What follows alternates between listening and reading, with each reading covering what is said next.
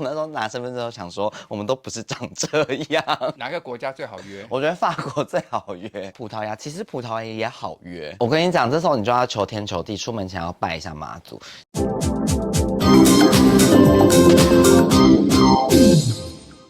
Hello，欢迎来到这集的跟老师上床，我是你的沈老师。今天特别来宾是汉娜。嗨，大家好，我是汉娜。他一定要做这样，所以我也没办法。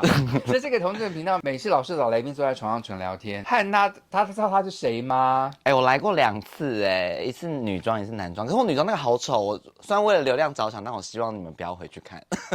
我先跟大家抱歉一下，如果今天在录影中听到 Kitty 咔啦的声音呢，是因为老师为了要戴这些项链，可能抠到麦克风，所以大家先见谅一下。好，汉娜今天来呢。大家知道他的妈妈是尼菲亚，如果大家不知道尼菲亚的话呢，那你真的是对不起台湾了。没错，他是台湾的观光大使。没错，外交官。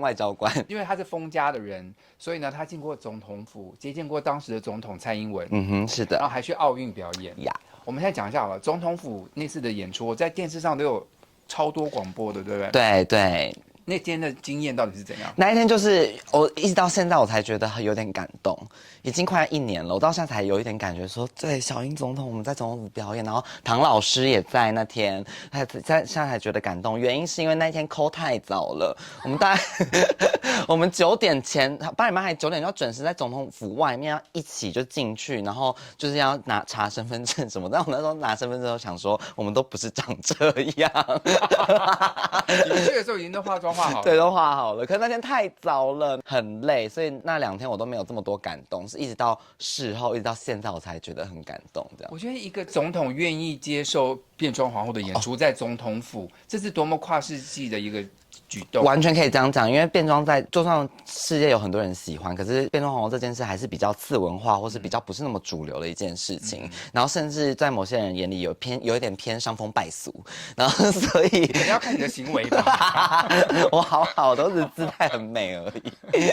对，所以能够在总统府表演呢，我觉得是一件非常难得的事情。然后你们不但在总统府表演，还去了奥运，对，代表台湾文化周。对，它就是有那个巴黎奥运的周边活动，它就是那叫什么文化奥运，就是它有10几个场馆，就是各国你想要 promote 你们自己的文化，你就可以设立自己的场馆，这样有什么印度馆啊、蒙古馆，然后我们就有一个台湾馆这样子哦，中华馆、中华台北馆。但是尼菲亚在表演的时候特别说这是台湾。对，我们还有就是我们也都有 po 限动，因为指标就会写 Chinese Taipei，我们就这样拍，然后我们就打叉叉这样子。好了，by the way，你这次参加巴黎的奥运，然后官方规定你们去几天？因为我们要演出3天，但我们前面要彩排什么，所以我们总共是去6天这样子。可是你一共待了几天？我在欧洲待了30天。好了。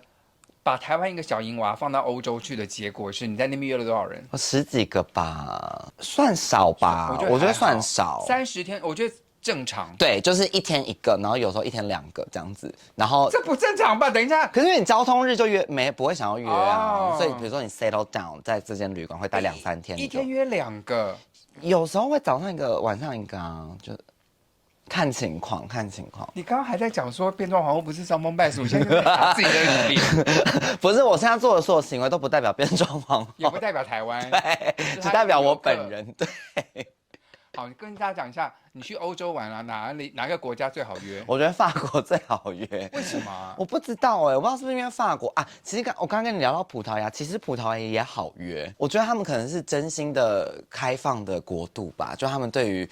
那个各种人种，他们都是想要品尝看看的，所以在那边就非常容易约到。好，请问一下，你的交友软体上面啊，你是放你男装的照片，还是有放变装皇后的照片？我都放我男装的，但是我没有隐藏变装皇后的身份。我的 IG 连接算是到男装，可是男装也连接到女装啊。就是他们真的不小心就是哇晕船爱上我，这样点，就会发现哈。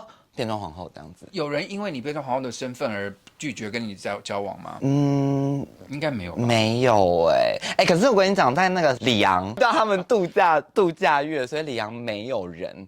可是我那时候空城真的就是大白天的路上都没有人，店都关的，店几乎都关，只开大概2、3成而已。我的妈呀，几乎没有人。然后我在那边有约一个，然后就聊着就发现哦，他是里昂的变装皇后，太好了。对，可是就有交流一下，然后他知道尼菲亚是谁吗？他知道，所以我们就有 on Instagram 就有互相追踪这样，但他不是厉害的，他。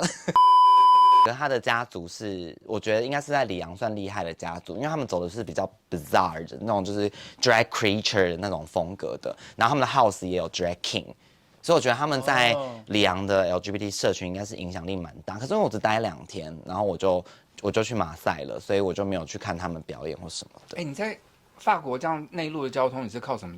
火车吗？火车，我都是搭火车。哎，大家不是说火车搭的时候会那个行李被偷干嘛的话，你找要怎么预防啊？我跟你讲，这时候你就要求天求地，出门前要拜一下妈祖。妈祖很忙，干嘛管你的行李啊？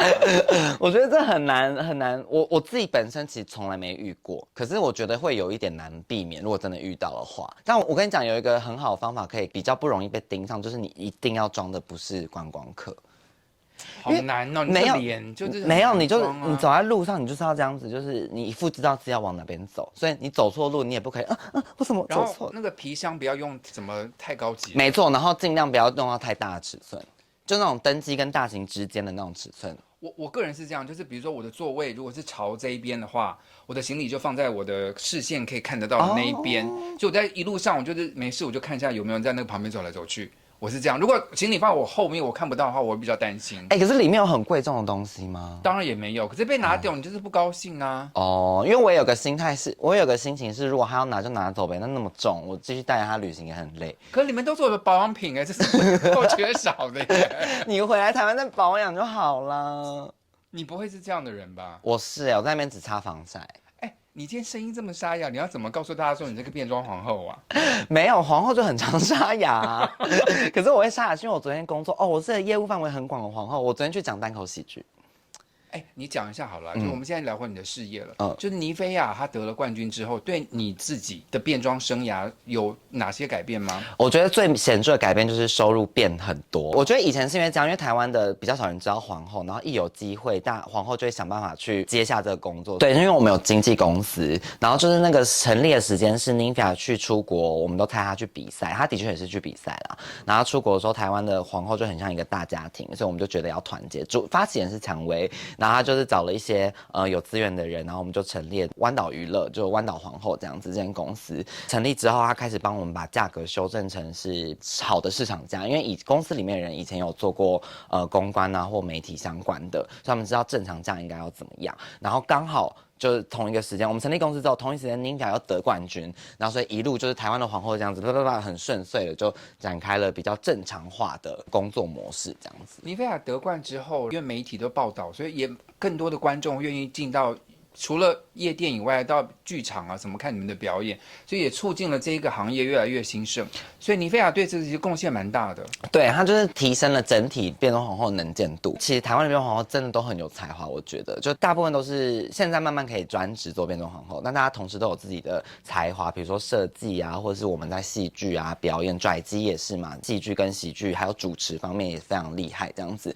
然后因为能见度整体提升，所以大家的各项才能也会一起被看见这样子。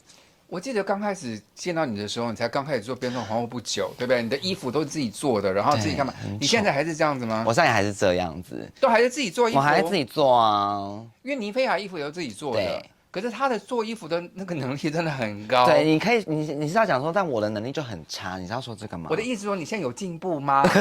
有，我现在的程度大概是服装设计大3。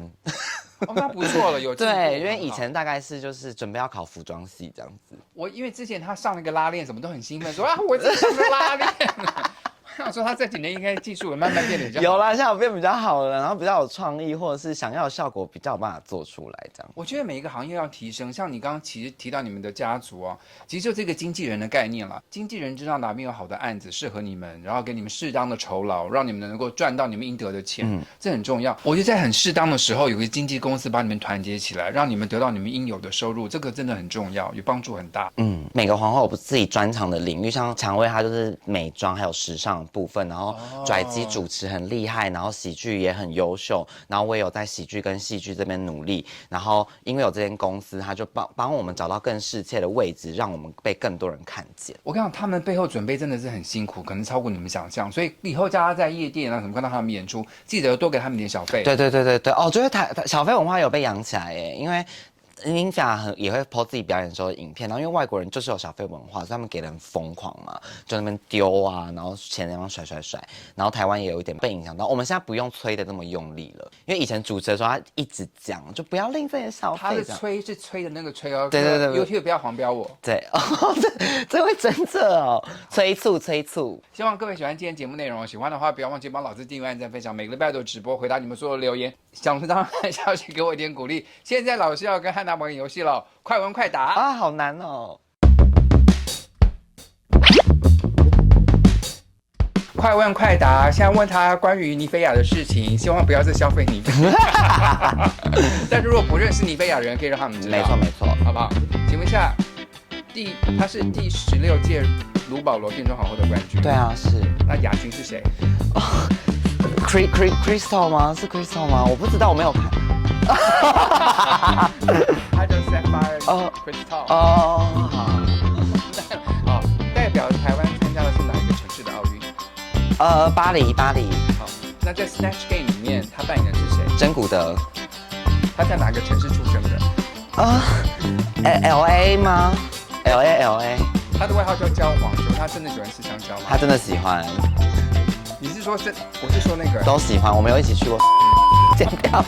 同志的朋友们都爱吃几点，不是同志的朋友们都爱同志一点，我相信世界会更好。谢谢馆长，拜拜。拜拜。确定你要这样做吗？怎么了吗？一直这样做你会很累哦。所以要这样子哦。我觉得我这样子做好像比较漂亮。警告我说不要提太多尼菲亚，不要太消费人家，这样不好。什么因为我中间法国，我有去中间那个很冷门的城市，不讲错，对，冷门剪掉。里昂